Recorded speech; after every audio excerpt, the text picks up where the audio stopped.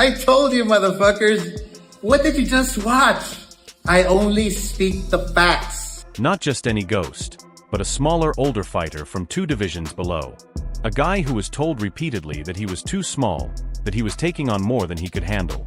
The world expected a strong effort, maybe even a close fight. What they got instead was a public dismantling, a strategic showcase that left the entire stadium silent, and a boxing legend completely exposed. The question isn't just how Terence Crawford beat Canelo Alvarez. The real question is how he made it look so easy. The final bell rang, but the fight had been over for rounds.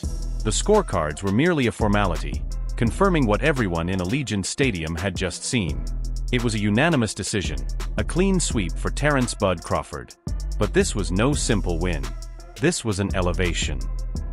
Thank you, GOAT, because you are the GOAT of this era. Terence "Bud" Crawford. In that moment, Crawford broke through the ceiling of what was thought possible in modern boxing. He became the first male fighter in the 4-belt era to do the impossible, become the undisputed world champion in a 3rd weight class. From junior welterweight to welterweight, and now all the way up at super middleweight. He didn't just enter the lion's den. He walked in, tamed the lion, and exited wearing its crown. The history books will remember the result, but those who watched will recall the chilling efficiency, the cold, calculated way a master dismantled a machine of destruction piece by piece until nothing remained.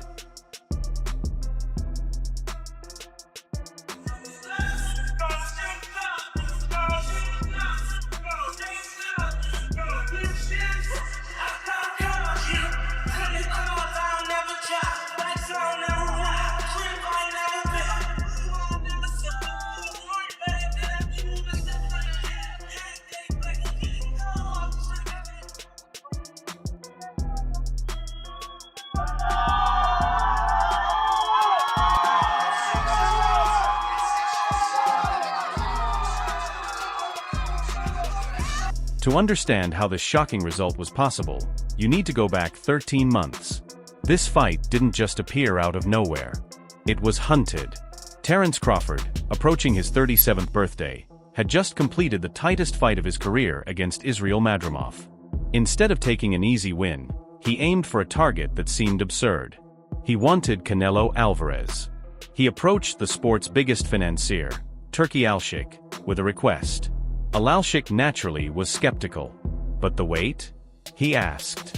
He offered Crawford other huge paydays, reasonable fights against undefeated young fighters at 154 pounds like Virgil Ortiz Jr. or Jiren Boots. And as to Crawford, those weren't mere opponents. They were distractions. He clearly stated, Boots is not a mega fight. Virgil Ortiz is not a mega fight. He recognized that beating them would be expected. He craved the one fight he wasn't supposed to win. This was about legacy, not just another paycheck. For years, he felt overlooked by promoters and avoided by fighters. Canelo wasn't just an opponent. He was his white whale. The final challenge that would earn him the lasting respect he sought throughout his career. He looked Al-Sheikh in the eye and made it clear, that's the only fight I want. Crawford wasn't just relying on his ability. He was counting on a weakness he had noticed in Canelo's recent reign. A flaw visible to anyone paying attention. He had studied Canelo for years, attending his fights not as a fan, but as a predator, observing its prey. He watched Canelo's dominating wins over fighters like Gerald Charlo, John Ryder, and Edgar Berlanga, and he saw a troubling pattern.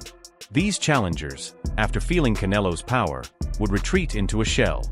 Their ambition vanished, replaced by a desperate desire to hear the final bell. Crawford put it simply. He didn't fight to win. He just fought to survive. For them, going the distance with a legend was a victory itself. They were there for the paycheck, not the crown. Crawford saw a king who had grown complacent, a champion who hadn't faced an opponent with the confidence and belief that they could actually take him down. Bud's entire strategy hinged on this devastating truth. He wasn't there to survive. He was there to win decisively. From the moment the first bell rang, the script changed. For years, fight fans grew used to Crawford's slow, methodical starts. He would spend the first few rounds gathering information, analyzing his opponent's every move before gradually launching his attack. But against Canelo, there was no time for that. He knew that in a pro-Canelo arena during Mexican Independence Day weekend, any close round would automatically go to the home fighter. So, he tossed his own playbook aside. He came out fast, aggressive, and focused. He immediately took control of the ring, delivering a sharp, authoritative jab that disrupted Canelo's rhythm before he could establish it. He didn't let Canelo breathe. Whenever the bigger man tried to set his feet to unleash his signature power shots, Crawford either battered him with combinations or pivoted out of range using expert footwork. He made the feared puncher look sluggish and predictable. He set a tone not just for Canelo but for the judges, claiming rounds and showing that he was in charge. It was a tactical masterclass, a live demonstration of how superior fight intelligence can neutralize and dismantle raw power. Zab, you called it. You said Bud was gonna pull it off, and he did that. I told you, easy work. He almost got the 11-round stoppage. Yeah. I told y'all he is the monster. Yeah. Listen, man, Canelo's a good fighter, man. Yeah. But he made the fight look normal, guys. Yeah. He made it look normal.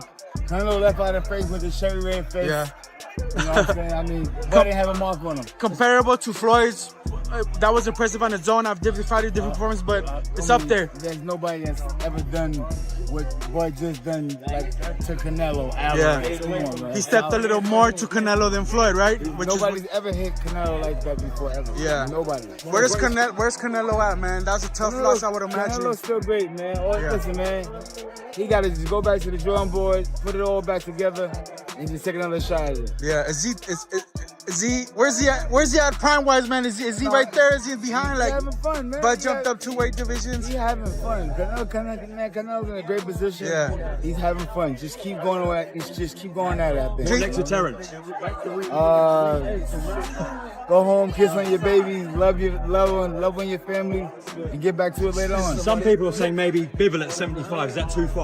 Yeah, that's probably too big. Yeah. Clean cut performance from Terence, no rematch needed, or That's giving up too much. Yeah. That's giving up too much as a human being. Period. Do you think you should retire then, Terence? Go out on this Nah, night. hell no. No? Don't retire, man.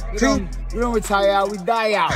clean cut performance from Terence Crawford, no rematch needed, or it was so good. I think this. If it's gonna be a rematch, give Bud the whatever we reported, 150 million, and give Canelo the 50 million. Yeah. Let's see what happens now. Yeah. You know.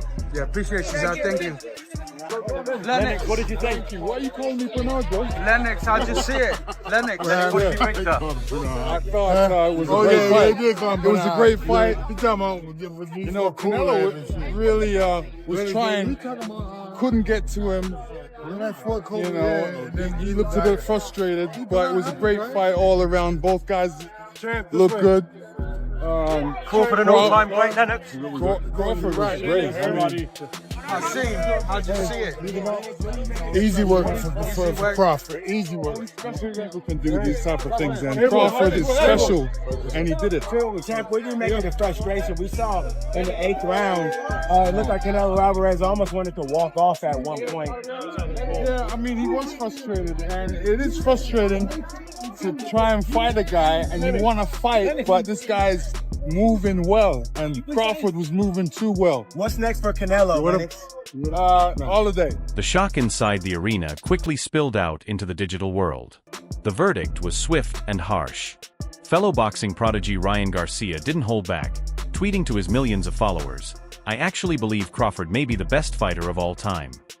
This sentiment echoed across the sports landscape. NBA superstar Karl Anthony Towns called it a Crawford masterclass and insisted that any talk about the greats had to include him. John Morant and DeMar DeRozan could only tweet one word, Bud. The praise was universal, a wave of recognition for a performance that went beyond boxing. The A-list celebrities who sat ringside, from Mike Tyson and Charlize Theron to Mr. Beast and Mark Wahlberg, didn't just witness a boxing match. They saw an artist create his masterpiece on the grandest stage, solidifying a legacy that could no longer be debated. Yet, amidst the global chorus of shock and awe, a different and more chilling perspective emerged from fellow pound-for-pound talent Devin Haney. Devin, your thoughts? Your thoughts, Devin? What do you want me to say? He beat him easy. Upset of a lifetime? Nah, it wasn't an upset. The people that really know boxing knew that it was a good fight. It depended on what kind of fight that Bud fought, and he fought the fight that he needed to fight to win. Is that how you expect You it want to to see go? a rematch, Devin, or you think it was pretty clean?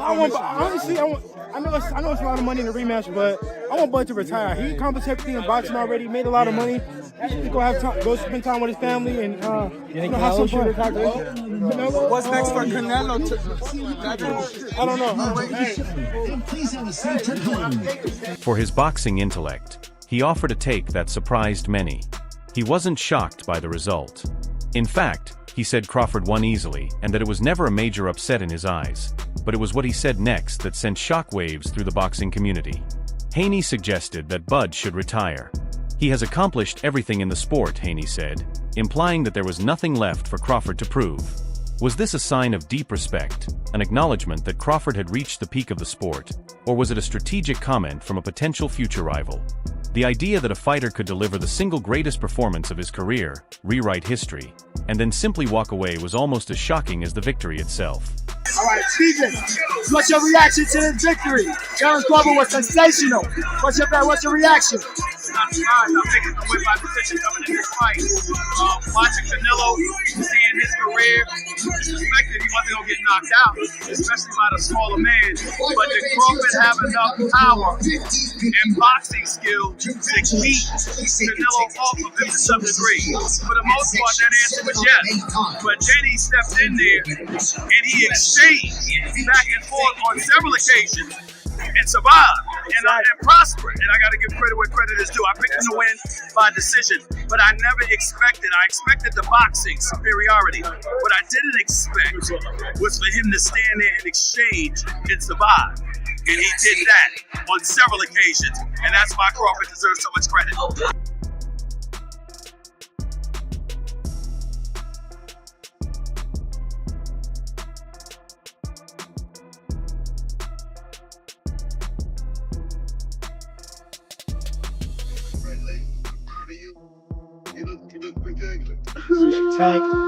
Spectacular for Thanks, round Floyd. Always. Hey, you see me wink at you? That's it. I pulled one of your moves. I think the camera. I see you, champ. No, Yeah. In the end, this wasn't an upset. It was the result of a lifelong pursuit executed by a strategic genius who saw what no one else did. Terence Crawford didn't just move up and wait. He entered an entirely new level of greatness. He hunted his white whale, looked him in the eye, and showed that skill, intelligence, and unbreakable determination can surpass even the most daunting physical advantages. He reinforced his status not just as the best fighter of his generation, but as one of the greatest ever to lace up gloves. The night left us with a new undisputed champion and a former legend whose future is now uncertain. But it also leaves us with one lingering question. Did we just witness the most brilliant tactical victory in modern boxing history? And with Canelo so thoroughly outclassed, have we finally reached the end of his iconic era?